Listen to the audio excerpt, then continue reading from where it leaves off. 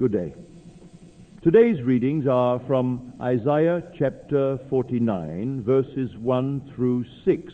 The servant of the Lord declaring that God called him from his mother's womb, formed him as an instrument of light, and sent him to be a light to the nations. From Acts chapter 13, verses 22 through 26. Paul in Antioch proclaiming John the Baptist as the herald sent ahead of Jesus, pointing away from himself and saying, I am not he. And from the Gospel of Luke chapter 1, verses 57 through 66 and 80, the birth of John, the naming that loosed Zechariah's tongue, and the wonder of all who saw as the hand of the Lord rested on this child. Now let me tell you what these readings are really saying. Hear this. Before you drew your first breath, before any name was written in any register, before your mother held you and your father wept, you were already known. Isaiah does not speak these words as poetry alone. He speaks what truly happened to him. God called him from the womb, named him before he had a throat to cry with. And through Isaiah's real life, through his actual calling, the Father is showing each of us something the mind resists with everything it has. You were not assembled by chance.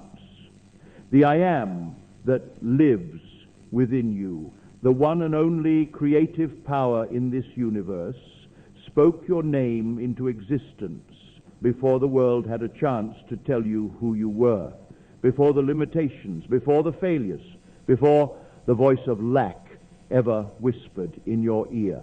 The psalmist says, God saw our unformed substance, that his eye was upon us in the depths where no outer eye can reach. You were called, you were formed, you were named. And that name was not failure. It was not abandoned or unloved or too late.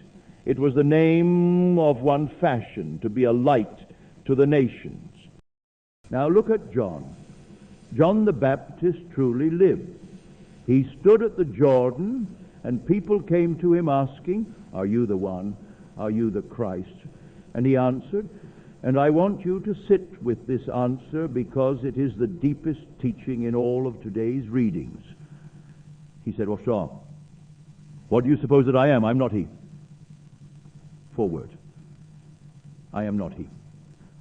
John knew that the outer man, the voice crying in the wilderness, the figure the crowd could see and touch, was not the Christ. The Christ was coming after, the one whose sandals he could not touch. And hear me on this.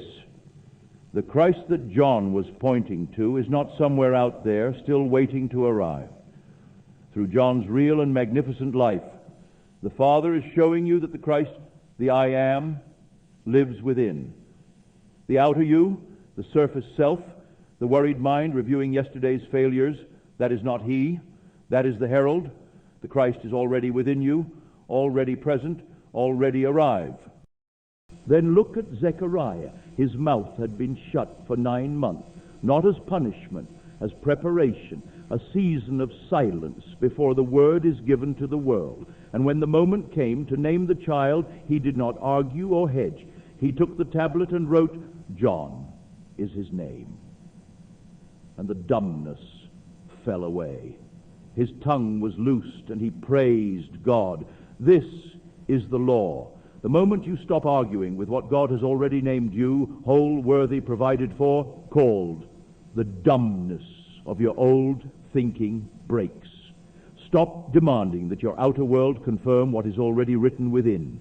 The assumption is this: go within, declare the name God gave you before time, and let the speech return. So today, before this day carries you any further, go within, not to beg, not to petition some distant power, but to remember what was true of you before the world got its hands on you. God called you from the womb. The Christ lives in you.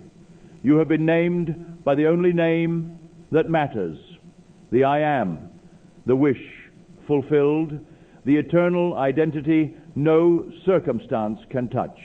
Enter the upper room of your own consciousness. Write that name. Speak it without flinching. Assume the feeling of it already accomplish. And remember what Isaiah was told. It is too little a thing to raise up only your own small life.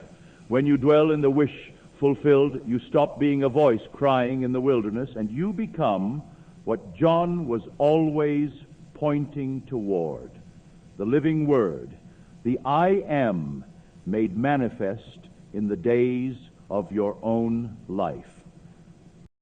You were not sent here to be the herald forever.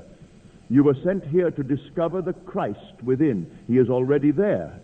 Until tomorrow, I love you.